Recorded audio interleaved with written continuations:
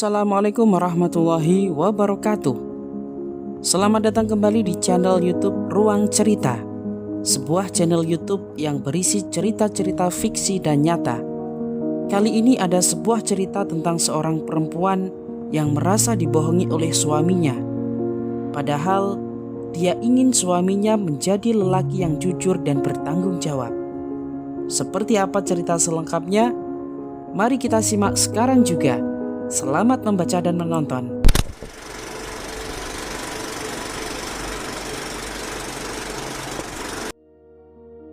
Pagi itu Orenda telah memastikan seluruh jendela rumahnya terbuka, sehingga udara berwarna hijau segar bercampur hangat kuning matahari memasuki sudut-sudut ruangan. Memasak air untuk membuat kopi, memanaskan teflon untuk 2 tangkup roti bakar dengan selai kacang dan coklat, juga omelet. Menu sarapan pagi yang serba instan dan tergesa-gesa, tetapi cukup sebagai permulaan. Dia melongok jam dinding tepat berada di atas lemari pendingin. 6.15, bukan waktu yang terlambat untuk memulai aktivitas apapun, karena hari ini adalah Minggu. Dia selalu berpikir bahwa pada akhir pekan seperti ini, segalanya seolah berjalan lebih lambat dari hari-hari biasa ketika dia harus pergi bekerja. Sebuah warna lain muncul di hadapannya ketika dia sedang merapikan piring-piring di meja agar lebih mengesankan seperti yang sering terlihat di kafe-kafe langganannya.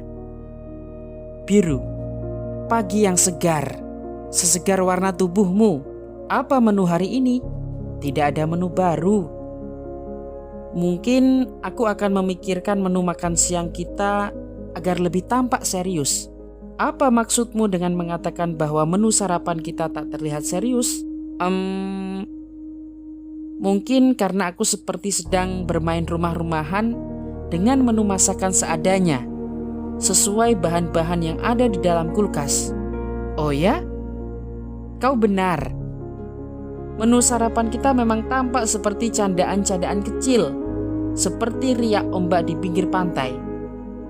Kau suka kan? Lelaki itu duduk untuk bersiap menikmati hidangan. Orenda mengangsurkan cangkir berisi kopi, sementara dirinya meraih gelas lain berisi teh chamomile. Sekilas, segalanya seolah berjalan baik-baik saja. Ya, sekilas. Tapi tidak ketika dilihat sambil mengenakan alat pembesar dengan perbesaran beberapa kali, sehingga detil-detil kecil akan lebih tampak sebagai pengganggu. Sama halnya dengan mikroba yang dilihat dari sudut mikroskop, sehingga tampak sebagai monster yang tengah bergerak-gerak. Terdengar suara tangisan seorang bayi laki-laki. Orenda bergegas untuk ke kamar, membiarkan ruang makan itu menyisakan sebuah hening yang nyaring. Denting sendok yang beradu piring, decapan bibir, serta angin-angin kecil yang berembus menggesek daun-daun. Orenda kembali ketika Biru tengah sibuk dengan sebuah ponsel di tangannya, bergantian dengan lembar-lembar koran di hadapannya. Belum genap perempuan itu melangkah menuju ruang makan, sebentar kemudian terdengar suara jeritan lain. Seorang balita berusia 3 tahun berteriak-teriak memanggil mamanya. Tentu saja Orenda harus segera menyelamatkan anak itu, atau yang terjadi selanjutnya akan lebih mengerikan lagi. Tetapi tak mungkin saat tangannya menggendong bayi. Gendonglah Genta sebentar. Aku harus menengok Hasta. Sebentar saja ya. Ya, sebentar saja. Tetapi barangkali definisi sebentar bagi Orenda dan Biru memiliki takaran yang berbeda. Belum sampai Orenda kembali, lelaki itu sudah berteriak-teriak. Sayang, apakah kau masih akan lama? Sepertinya Genta mengompol. Dan kau bisa memandikannya kan? Tunggulah, aku sedang memandikan Hasta. Kau dengar kan? Dan bukankah kau ayahnya? Bantulah aku untuk mengganti popoknya. Siapapun yang mendengar suara itu tentu tahu bahwa itu bukan suara yang sedang baik-baik saja. Suara itu bercampur kekesalan. Tetapi bagi Biru, itu terdengar biasa-biasa saja. Hasta, bocah itu telah berpakaian rapi, menuju ayahnya. "Papa!" Lelaki itu hanya menyapa sekedarnya, lantas segera memindahkan Genta ke gendongan Orenda. "Aku harus mengerjakan sesuatu." "Papa!" Tangan bocah perempuan itu terbuka serupa sayap. Tetapi Biru tidak terlalu berminat untuk meraih rentangan sayap itu. "Papa!" "Sebentar ya, Papa harus mengerjakan sesuatu." Lelaki itu berlalu begitu saja menuju kamar. Entah hendak mengerjakan apa. "Kesini sayang, main dengan adik." "Papa harus bekerja." "Jangan diganggu ya." Bocah itu hanya mengangguk, tampak sedikit menyesal, seperti hampir akan menangis. "Tidak perlu bersedih. Ayo kita jalan-jalan keluar. Mau kan?" "Iya, Ma." "Papa, Papa, Papa." Di hadapan laptop, Biru tampak sangat serius, seolah-olah dunia di sekitarnya menjadi warna yang tak lagi penting, bukan lagi fokus. Hanya sekumpulan warnanya yang saling bertumpukan. Abstrak. "Papa masih bekerja sayang. Kamu nonton televisi saja ya." Bocah itu mengangguk beberapa kali, meskipun pandangan matanya tidak segera berpindah dari pemandangan ayahnya, seperti sedang memikirkan sesuatu. Orenda memberikan botol berisi susu, meminta bocah itu minum sambil menghadap televisi berukuran 27 inch yang berpindah-pindah saluran, sehingga pada akhirnya menemukan sebuah tayangan kartun. Sementara Hasta fokus dengan televisi dan susu di genggamannya, sedangkan Genta tertidur. Orenda menghampiri suaminya. "Kau ingat sebentar lagi kita harus membayar kontrakan kan? Persediaan susu Hasta sudah hampir habis. Dan kita juga harus membayar pengasuh anak-anak." "Aku sedang tidak ada uang sayang." "Apakah itu benar?" "Tentu saja." Sebenarnya Orenda tidak ingin sepenuhnya percaya, tapi dia juga tidak ingin menyakiti hati suaminya. Baginya, masalah uang bukanlah perkara sepele. Dia tidak ingin suaminya berpikir dirinya terlalu mendesak, meskipun dia tahu itu tindakan yang tidak benar. Maka yang terjadi selanjutnya, dia hanya diam menelan dan menyimpan perasaannya sendiri.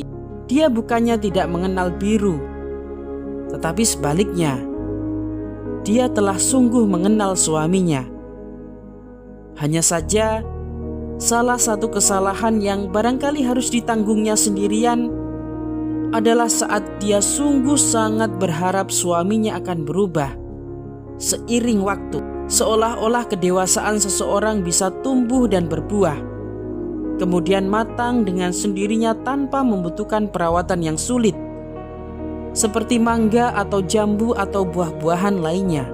Perempuan itu sesungguhnya ingin sekali menangis, tapi hal itu tentu saja tidak terjadi pada siang hari yang sungguh terik. Warna dan cahaya terlalu terang untuk memunculkan luka-luka itu. Dia tak ingin seorang pun mengetahuinya. Dia hanya ingin menyimpannya untuk dirinya sendiri. "Mama?" "Iya sayang."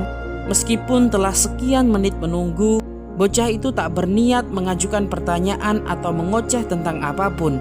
Tangannya masih memegang botol susu. Dia berbaring di pangkuan mamanya, merasakan kehangatan yang tak seorang pun bisa menggantikannya. "Apakah kamu ingin dinyanyikan sebuah lagu?" "Lagu apa?" "Bintang kecil, tapi sekarang masih siang." "Tidak akan ada bintang, Ma." "Iya, kamu benar." Bocah itu menggoyang-goyangkan botolnya, lalu kakinya, mengangguk-anggukkan kepalanya, dan tak lama kemudian dia tertidur. Keesokan harinya, Orenda tahu suaminya menyimpan kebohongan tentang saat lelaki itu mengatakan dia tidak lagi memiliki uang. sepenuhnya salah. Orenda menemukannya di dompet lelaki itu, di saku celana yang tergantung di kamar. Jumlahnya tidak sedikit, tetapi dia memilih tidak menanyakan apa-apa. Dan selanjutnya, kehidupan berjalan sebagaimana mestinya, kecuali luka itu. Luka yang meskipun telah sungguh sangat ditekan, tidak benar-benar bisa disembunyikan. Perempuan itu menyukai air, sebagaimana dirinya membayangkan tubuhnya seekor ikan. Tetapi dia tidak sedang berada di sungai atau ombak yang alirannya bisa membawanya ke suatu tempat. Dia tersesat, atau seseorang telah mencurinya, lantas memasukkan dirinya pada sebuah akuarium berbentuk bulat seperti helm seorang astronot yang terbalik. Dia juga menyukai langit, juga bintang-bintang yang menyertainya. Terlihat seperti taburan ketombe berjumlah sangat banyak. Hanya saja butiran ketombe itu bercahaya. Suaminya menyukai alam terbuka, sebagaimana dirinya membayangkan tubuhnya seekor burung.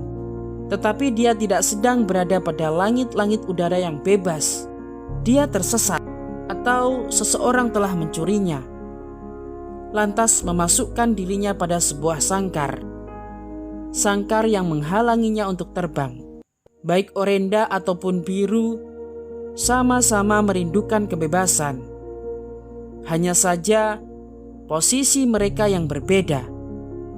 Seekor ikan hidup dengan berenang, sedangkan seekor burung hidup dengan cara terbang. Satu-satunya hal yang menyatukan seekor burung dan seekor ikan adalah udara di ruangan yang sama. Lantas, apakah mereka masih harus saling merasa curiga dan terluka? Kendal, April 2020. Terima kasih buat kamu yang sudah tonton video ini. Jangan lupa like, share, komen, subscribe, dan nyalakan lonceng notifikasinya supaya kamu semua dapat update cerita-cerita terbaru di Ruang Cerita. Wassalamualaikum warahmatullahi wabarakatuh.